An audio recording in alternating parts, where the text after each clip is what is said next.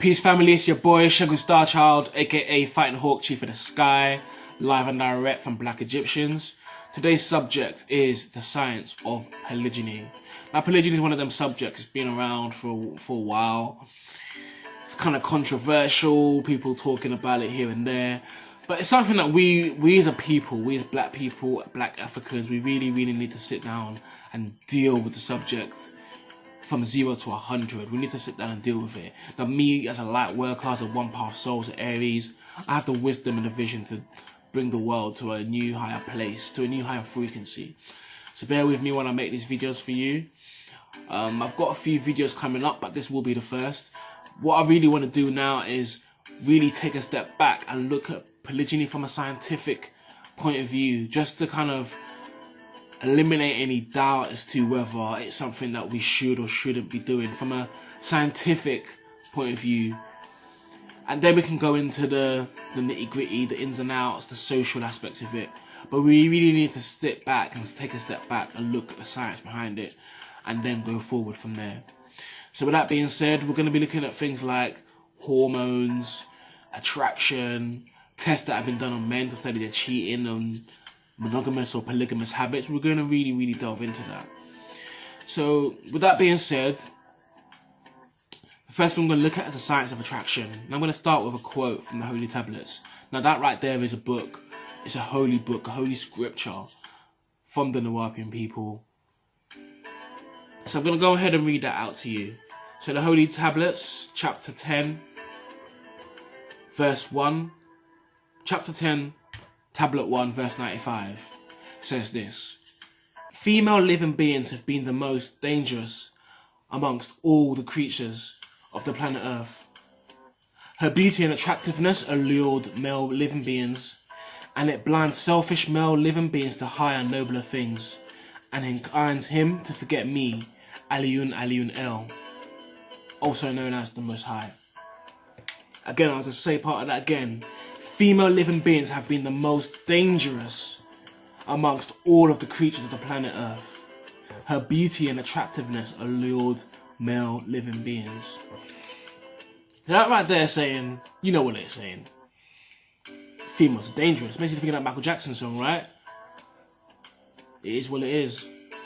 Now, for those who don't know, Dr. York is the leader of Nuwapu or Wu Nuwapu. He's got a CD or audio tape out on YouTube called Wealth, Sex and Death. It's there on YouTube. I encourage you all to go listen to that. You're going to like it. So I'm going to run through some of the main points behind the video, as this literally is a master teacher speaking, and he provides an excellent level of wisdom for all to bear witness.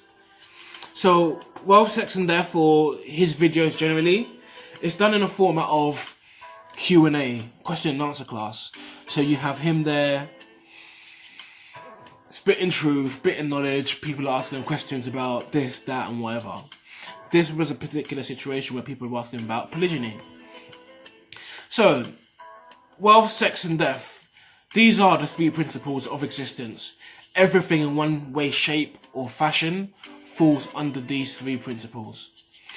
With wealth, you have money. You have resources and assets. Whether gold, houses, property, you have money generally.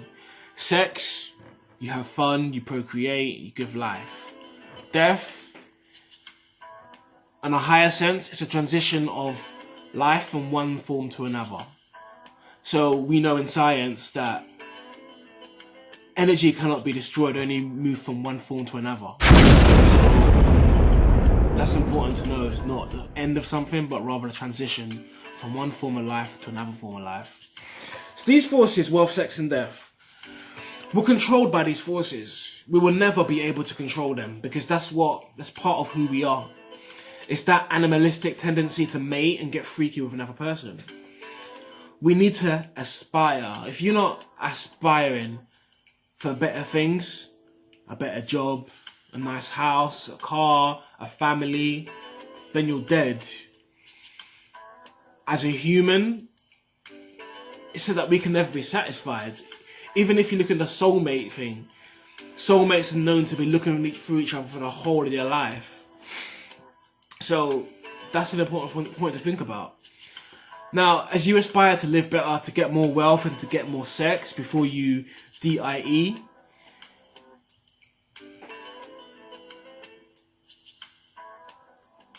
this is what you're gonna do. Now he goes on to say, monogamy is a doctrine. It's not a reality. We're taught that you're gonna be monogamous. You're with me, I'm with you. But the reality is, someone's gonna cheat more often than not. It's gonna be men. But he goes on to say monogamy is stupidness, straight up stupidness. Now, monogamy is you have ownership. It's about mine. You're mine, you own your man, you own his dick, and you don't want him to share his penis with any other woman. But it's important to remember that we're all members of the animal kingdom. We fool ourselves into thinking that we live in big cities, have big technology, but we're still animals at the end of the day. So in order to keep ourselves from hurting our partner, we have to put aside our animalistic tendencies, which we all have. He went on to ask people in the room, how many of your parents, I'm American now, how many of your parents are still together? 75%, 3/4 of them said no. 25%, 1/4 said yeah. It's a rough estimate, but you know what I mean. Now, it says something about the human species, that when we get to a certain age, men walk out, women throw them out. But anyway, it goes anything 85 to 90% of us separate at a certain age. We're trying to seek fulfillment. He goes on to say, don't try to stop him from being the animal that he is. If you trust your man or believe he's not looking at another woman, you're a fool. If you trust your man or believe he's not looking at another woman, you are a fool. If you're genuinely interested in learning about polygyny and seeking some ancient wisdom, go ahead and listen to that video. It's on YouTube, you will not be disappointed. Okay, I'm gonna move on now to the hormonal aspects of love. Doing a bit of research on the internet, come across a website, Medical News Today. It deals with what we find attractive in as men to women, or from women to men. So what actually makes you fancy someone? Okay, so for when women are attracted to men, they're looking at perfect symmetry in your face. Right? Perfect symmetry. Also the ability to offer you food and protection. So a man with more wealth, going back to that, is going to be able to offer you more food and more protection than a man who's not so wealthy. We're dealing with levels here, going from a mansion to a little flat and a house.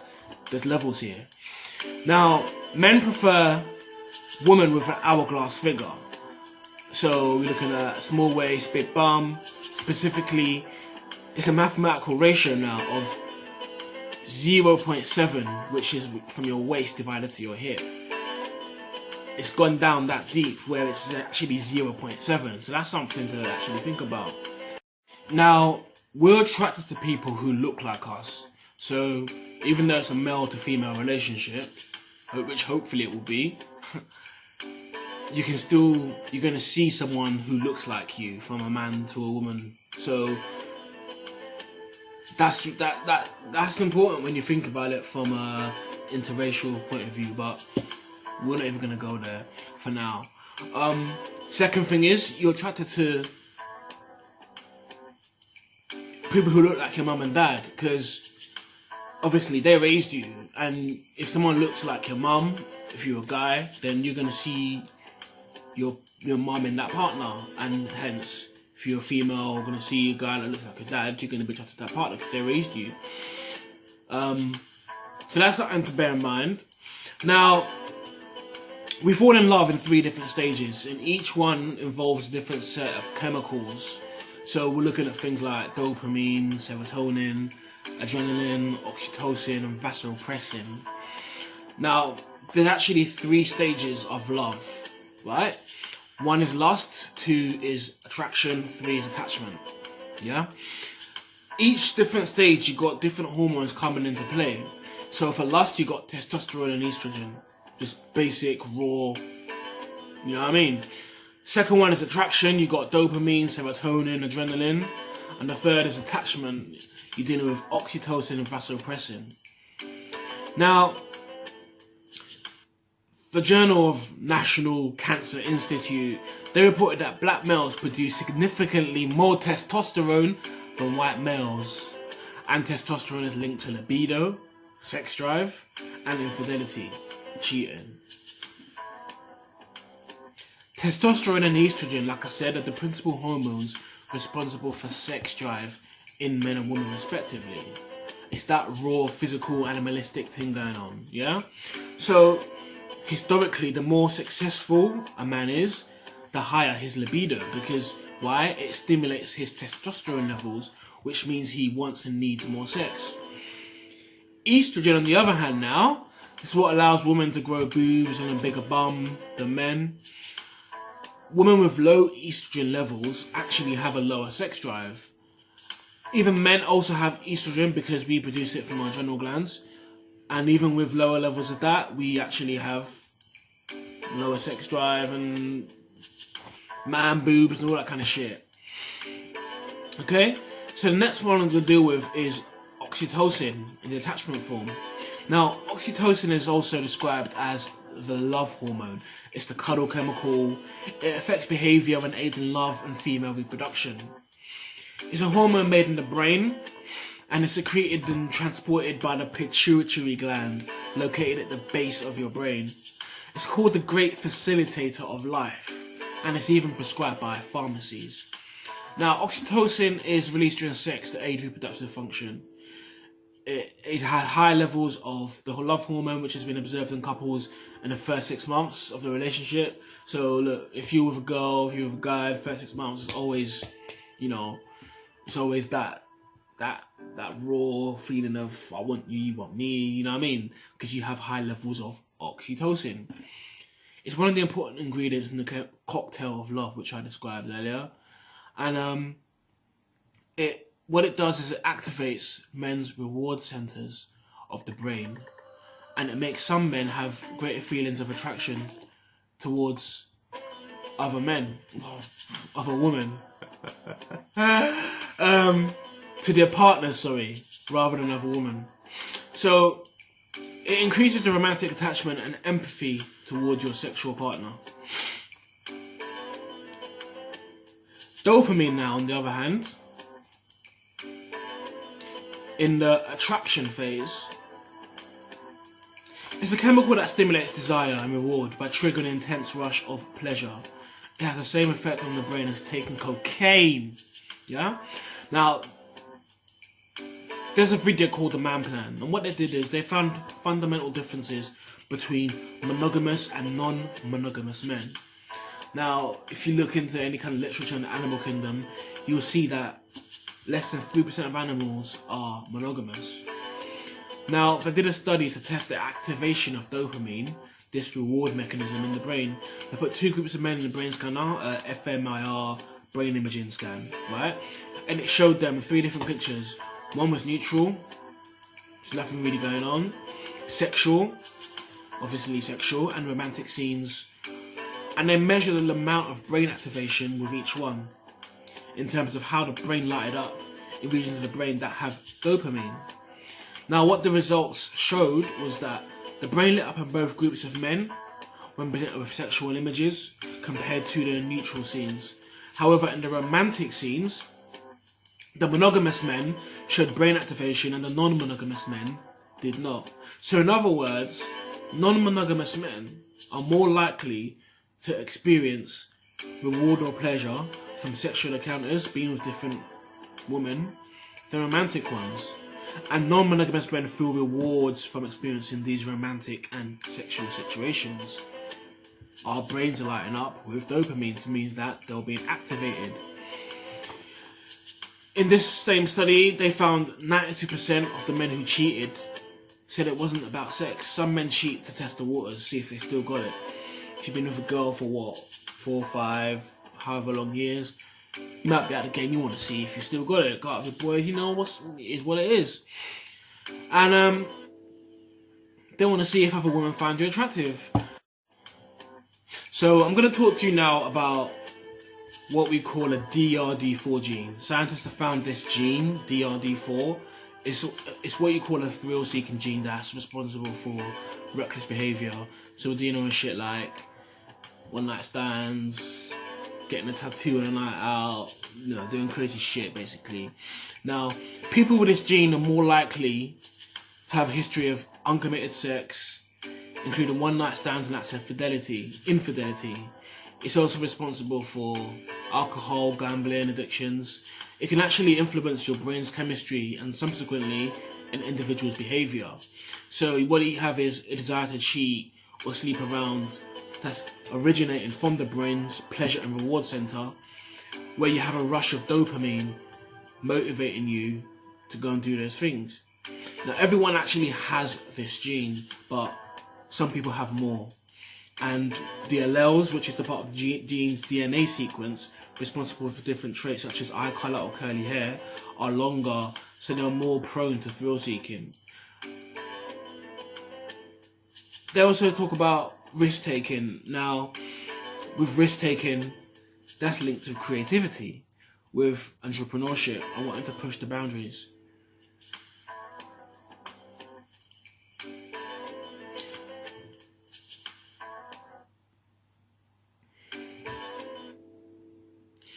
They also talk about risk-taking. Now, risk-taking is linked with creativity, which is linked to entrepreneurship and wanting to push the boundaries. It's inheritable too. So if your parents have it, you have it. If you come from a polygynous family, whether your mum and dad or your grandma, then you're likely to have that. Now, when the brain's stimulated by things like drinking alcohol, jumping from planes, having sex, it releases the chemical dopamine, the pleasure response hormone. It's rewarding and it makes us excited, it gives us pleasure. So people with this gene, we need more stimuli. I'm not saying we like I'm part of it. They need more stimuli to feel good, feel controlled. Even though you have this gene, it's still a choice. It doesn't mean that you're gonna have that gene, you're gonna do this, you're gonna do that. It's still a choice at the end of the day. So that's one thing they do actually say. Now, moving on from that, National Geographic got out a video, genetic code for monogamy. Now it says this: receptors can stop the release of chemicals like oxytocin and vasopressin. It's kind of like a lock and a key, with the chemical being the key and the receptors being the lock to actually stop it from working. So what they did is they did a study on a rat species called prairie voles, and they showed that the rats with the more receptors were more likely to be monogamous, and those with less receptors were more likely to be polygamous. Yeah. So then they inserted a virus into one of the polygamous rats to create more receptors, and they put it in a cage with its so-called mate and another female. And lo and behold, the rat went back to its mate. So that shows you that some men don't have the brain equipment to remain faithful, if they're able to do that in rats. Now there's a YouTube video, Cheating is in Our Genes, What Science Says About Monogamy. So you got one lady by the name of Helen Fisher. She's a researcher for the Kinsey Institute. She did a talk about polygyny. In the talk she says, look, everywhere you look in the world, people are adulterers, even where you can get your head chopped off or stoned. That means it probably has some biological predisposition, right? So scientists are beginning to, they're starting to find out that some biological predispositions, especially in the brain, seem to predispose some people to adultery. Now one of them is a set of genes in the vasopressin system. This one's different to the DRD4. This one's called RS3-334. Now they did a test in Sweden on 552 men. Some men had no copies of the gene, 1 copy or 2 copies of the gene, the RS3-334. The more copies of the gene you had, the less stable your primary relationship was. So men with 2 copies of the gene were even more likely to be unmarried than men with 1 or none. She also goes on to mention that women are more likely to commit adultery when they're ovulating. Again, they're trying to get pregnant. I'm not excusing it, but it's more likely to happen. And if you have children with more than one woman, so you have children with 2, 3, maybe even 4 women, you've doubled, tripled, quadrupled your DNA going into the next generation. So whereas you might have 2 children with one wife, you could marry 3 women and have 9 kids. You spread your genes. Now these children will inherit and pass on the same genetics and brain circuitry you have to be predisposed to polygyny. So if I say everyone, all of us have ancestors who have had more than one wife, it's possible that there's something being inherited from these parents. Basically, she's saying that there are reproductive payoffs to relationships and cheating. So I want to move on right now to Dr. Sebi, since we're on the subject of science. Now, hopefully some of you know Dr. Sebi. He's a world-renowned holistic herbalist that has cured many diseases. He unfortunately passed last year. Rest in peace to the great man. Now, Dr. Sebi came up with the African biomineral balance, right? Now, this is a construct, it's a therapeutic approach that complements the African gene structure. If you watch one of his videos, some of his videos, his favourite sayings, or one of his favourite sayings is, when the black man came to America, did he take his food with him? It's a question, really. Now I'm going to change that. Me, Segun Starchild, I'm going to say, when the black man came to America, did he take his culture with him? It's really simple. When you eat for nutrition, or trying to cure yourself of disease, an African biomineral balance is better for us. Why? Because it complements the African gene structure. The pharmaceutical companies they make in the Western world, they're not really meant for us. They might use it like they did in the Tuskegee experiment. Ultimately, they're not really meant for us, and don't for 1 minute think that we have the same genetic structure as the European other races, because we don't. Just do your research.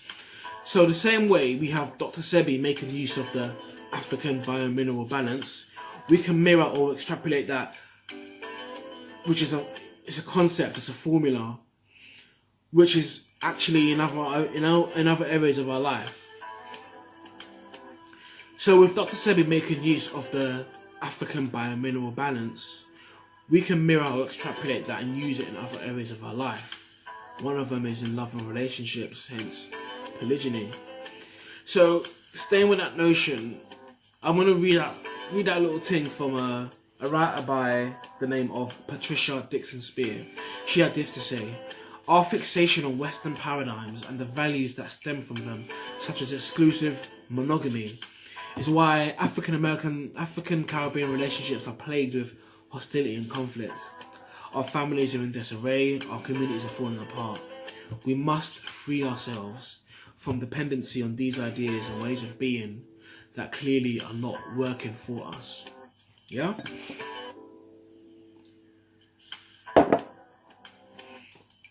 Now, strangely, African Americans are trying to conform to a standard set by those who aren't even conforming to it themselves.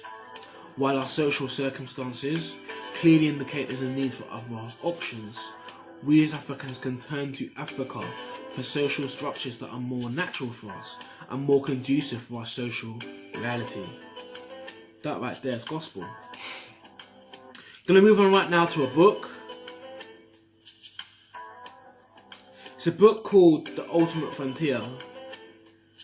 And it's a really, really powerful book. I heard this from the WAP in one of the, how do you say it? One of the readings we used to have back in the day. So I'm going to come and read out what it's saying. Now, they say that men and women are inexorably drawn to each other. That means unstoppable, relentless. There's unstoppable force drawing men and women together. Sexual attraction is much more powerful than people realise. The magnetism, right? The magnetism which draws men and women together is a force beyond the physical plane of existence. The magnetism which draws men and women together is a force beyond the physical plane of existence. Man, think about that. Yeah? So what it's trying to say is there's a deeper force attracting the sexes together, male and female, yin and yang. It's operating from a higher plane. Now, if you're aware of the Adam Project as an warping, or the existence of extra biological entities, aliens, the genetic intervention by the gods, we're talking about scientists like Ninti, Nagal and Avishkagal, maybe it's embedded in our DNA, maybe that's what it's trying to say, that's coming from our higher plane. Dealing with planes now,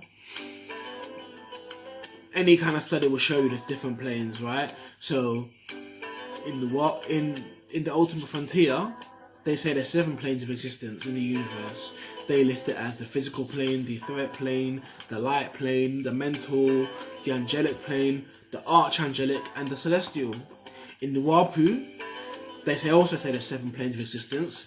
Same thing, but just different kind of names for it. If you study each one step by step, you kind of see the same thing. Tier 1, starting from the lowest, is the physical plane of force, the spiritual plane, the mental plane, the plane of divine truth, the plane of divine reality, and the wisdom of God. Right? Now, Nawapian doctrine also states that Leviathan is a giant sex and spirit force that governs the world, literally meaning laws of sin. Again, this is a giant sex and spirit force that governs the world. Again, this is a higher force that we can't control. This is wealth, sex and death. This is part of our nature that we can't control. I'm just throwing it out there, y'all. I'm telling you people, you can't fuck with me. Moving on to the numbers. Now, you're going to have to look at the numbers, especially when you're dealing with gases, because all atoms have an atomic number, which is the number of protons in an atom, and a mass number, which is a total of protons plus neutrons. Now on top of that, the elements are arranged in a periodic table in ascending order of atomic number. So that's just to highlight the need for numbers since we're dealing with numbers. I could go into numerology, but I'm gonna leave that alone for now. Now, Ramesses II by far is one of the greatest pharaohs ever in Egyptian history. He reigned in the 19th dynasty and he's said to have had 200 wives and concubines and 156 children. Right? That's a lot. Yeah? Tiger Woods. The Tiger Woods cheating scandal of 2009. It said he had at least 15 mistresses and slept with 120 women. DMX, the rapper, said he had 10 kids last time I checked. Obviously now it could be 15, who knows. Now that right there is it's the true meaning of Genesis 1:28, where it says, be fruitful and multiply. Now, when black men, there's something you gotta understand. When black men are in their pure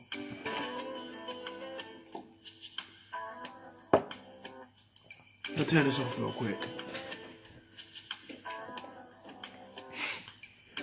When black men are in their pure, unadulterated state.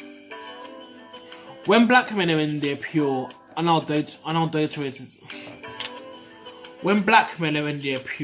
unadulterated state, we can handle multiple wives and father lots of children easy. That's why Goddess Iana, she is a goddess, said the black man is the man with the most creative propensity on the planet. You got the most powerfully creative man on the planet, a black man. With creativity comes procreation.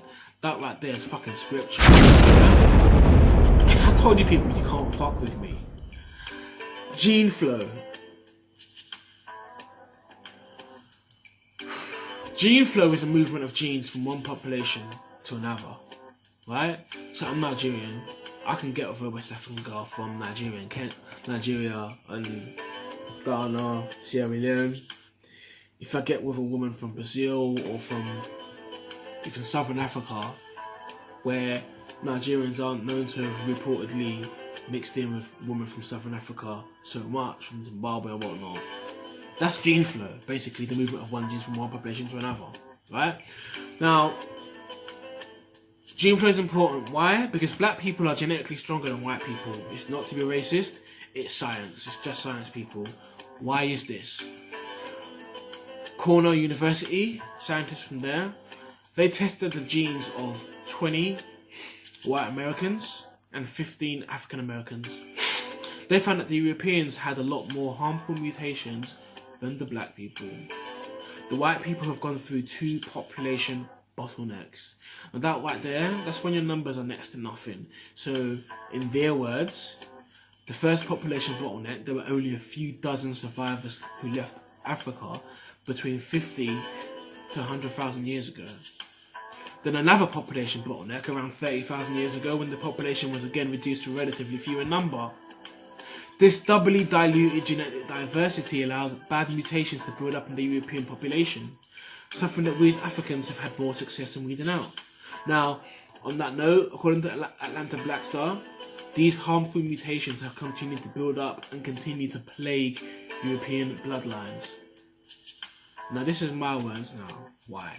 Why is it that black people are more genetically stronger than white people? And why is it that black people don't have the same level of harmful mutations in them like white people do? Take one guess. Polygyny! We were travellers, we moved up and down Africa exploring trade routes, doing our thing, trading, exploring, mating. If you look back in Egypt, Queen Hatshepsut from the 18th dynasty in Egypt, she's known to have done several trade missions down to the mysterious land of Punt. Eritrea is also said to be the land of Punt, which the Egyptians claim is the land of the gods. Eritrea is said to be the land of Punt, which the Egyptians claim is the land of the gods. This was thousands of years ago. We were free. We didn't have these shitty passports or border control in Africa like we do now. Just to give you food for thought, Africans, as we know, had the greatest amount of genetic diversity, followed in turn by Middle Easterners, then Europeans and South Asians at around about equal levels, then East Asians. So with all this comments and tests and trading and tests done by the universities, is it actually suggesting that black people are more sexual than other races? Science has answered that already, because black people have significantly more testosterone than white people, and we know that testosterone is linked to libido or sex drive. So yes, black people are more sexual than other races because of the high amount of testosterone. It is what it is. When dealing with polygyny, you gotta know these facts in your head. So, dealing with science, you gotta look at numbers, and there's a shortage of black men. Generally speaking, there's more females on the planet than men. Now, depending on where you go, you're always gonna find different numbers here and there. The numbers that I pulled up say women on the planet is about 51.5%, men on the planet is about 48.5%. That's a good 3% difference. Now, first of all, you have to understand there's a war on black people, a concentrated effort to reduce the numbers of black babies. And more time is inflicted on black men because obviously we are the stronger sex. So with white supremacy and racial oppression and marginalisation of us in the economic sector, not every woman can have a man or an exclusive mate, and not every male is in a position to be a husband because of his work situation or whatnot. Black people, this is going for America right now, it's different in Britain or Africa. Black people in America make up 12 to 13% of the American population, and black males make up 35% of all jail inmates. So you can see the disproportionate numbers at work, and how white supremacy is and has always been in full effect. There's another source saying that the lifetime chances of going to prison, 32% for black males in America. Now, apart from that, there's a high amount of black men turning homosexual, and apart from sexual abuse, which some say is the cause of homosexuality, especially in black people, there's no doubt they'll put an estrogen in the food. Again, I spoke about estrogen earlier, because estrogen in men can make you have a lower sex drive because men produce it in their adrenal glands, and tampering with the food supply in other ways. So my point is, these factors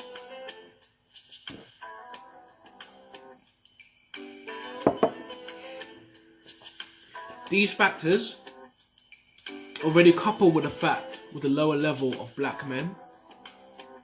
So my point is, these factors already coupled with the lower level of black men mean the number of black men to black women is uneven. So to put simply, if every black man right now goes out and marries a black woman, there'll still be a significant number of black women left. What are you going to do? Now, I mentioned earlier Brother Polite at the start of the video. He's a smart dude, you know, no one can take that away from him. One thing that I always took from him is, he said in order to have sex you have to study calculus, which is integration and differentiation. So with these disproportionate numbers, no one can argue with the numbers here. If waters truly study the mathematical process of division, you're going to have to divide up the remaining women among the other couples. If waters truly study the mathematical process of division, you're going to have to divide up the remaining women among the other couples. So monogamy is not going to be a factor. With white people, you got to understand, and Cynthia G talks a lot about this, their death rate is higher than their birth rate. So in time, their race will cease to exist. As of now, white people in general, Europeans, their death rate is higher than their birth rate. So in time, their race will cease to exist. This is a fact. So with us, African people, practicing polygyny, historically practicing polygyny, there's no way our birth rate will decline. We're going to keep the numbers up and up and up and up and up. There's no way we're going to cease to exist. Generally speaking, after all this talk, you should hopefully be starting to see that we're genetically coded to be polygamous. There's this sort of primitive urge to go out and find a mate. Even in a survey of nearly 900 societies, they showed 708 have polygynous relationships with more than one wife. 4 out of these nearly 900 human societies are polyandrous, meaning they have more than one husband, and only 137 are monogamous. So 83% of these numbers are polygynous relationships. The numbers speak for themselves, people. I'm telling you, people, you cannot fuck with me. So, moving on to the last part. The last part of this video. I mentioned before, when I talked about the Anunnaki, Ninti and Enki, and the so-called genetic intervention, when I talked about the Ultimate Frontier book, there's a website, right? humansarefree.com, right?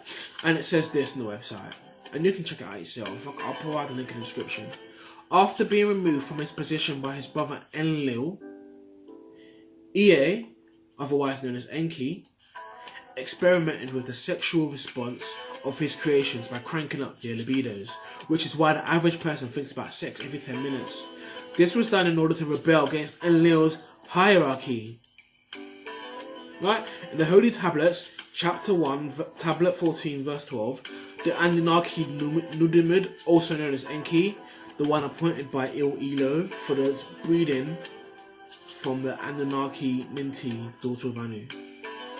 So Enki was appointed by the Most High to do the breeding. Goes on in verse 114.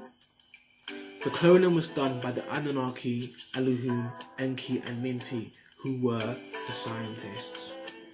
This process of cloning came about through a feat of genetic engineering and embryo implant techniques. The Anunnaki didn't intervene in all the Homo erectus evolution, just on a selected group. Again, some people have the DRD4 gene, some people have the RS3 334 gene, because the Anunnaki didn't intervene on all the Homo erectus evolution, just on some of the selected group. I keep telling you, people. Even in the Bible, look at Genesis 2, Genesis 6:4. Sorry, Genesis 6:2 and 6:4. It clearly says the sons of God came in, describing the sexual act or penetration to the daughters of men, and then married and bore children to them. These sons of God are what we call mighty men, or Gibborim, and if possibly even aliens, angelic beings. In the Quran, you know it as an Umar. There's many stories about how women were abducted by aliens and implanted with a fetus, but that's another story. We don't need to get into that too much now. But we have to factor in the possibility, right, that there's been some kind of extraterrestrial involvement in our analysis of sexual attraction and desire. We have to. Now, talking about inheritance, most of our grandparents practice polygyny. It's only after that kind of generation, which coincides with when the white man colonized us, that polygyny was seen as taboo. So you have inheritance on one level, with if your granddad was a polygynist, also you might have the genes to be polygynist. You also have slavery, and I don't really want to talk about slavery too much because it's not a good time, but we know in slavery that the white man bred several men, or one man with several females, to have that kind of buck breeding for the strongest slave. So that's also something that can't really leave that out too much, because obviously it happened and some people still might have those genes or be a product from that environment. So that about concludes our look at science on polygyny. In our next video, we're going to get to the real nitty-gritty. I can't wait. But thanks for listening. Subscribe, like, comment. See you in the next one. Peace.